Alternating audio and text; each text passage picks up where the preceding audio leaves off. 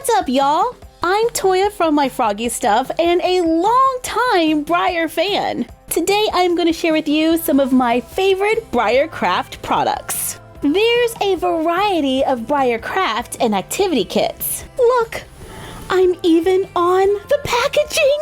On the back of each one, we can scan the QR code and get crafty. Fantasy Horses Paint and Play. Ooh, this is exciting.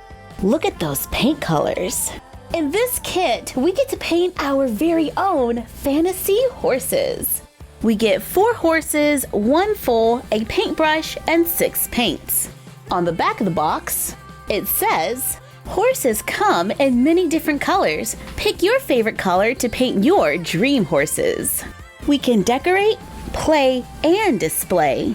Let's take everything out of the box to see our 4 horses, the foal, the paints, and the brush. And I've gathered a few supplies from home like water, paper towels, a paint palette or paper plates to mix paints, clear nail polish if we want to make the eyes shine, and if we choose, we can use a clear drying sealant to protect our project when we're all done. Now let's get started. I think I want to paint this model first. Yeah, let's do this one. And I'm gonna go with the green paint. Get a little paint on the brush, then apply it to the horse. I'm doing a nice even coat because I do not want to see those brush strokes when I'm done.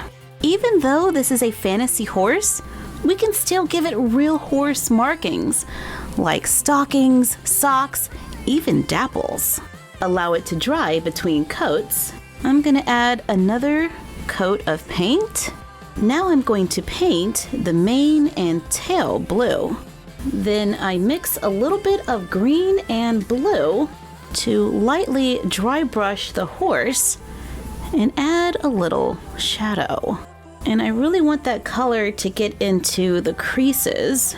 Then I go over it again with a little green for highlights. And I'm gonna dry brush the mane and tail with just a little green. And it just helps to make everything flow together. Then I paint the eyes black to finish my fantasy horse. And since this kit gives us different horses, we can try out different colors. I painted this horse pink, and I'm adding shadow to the crevices using a deep purple that I made by mixing the pink and the blue. Then we add a little more pink to fade those colors.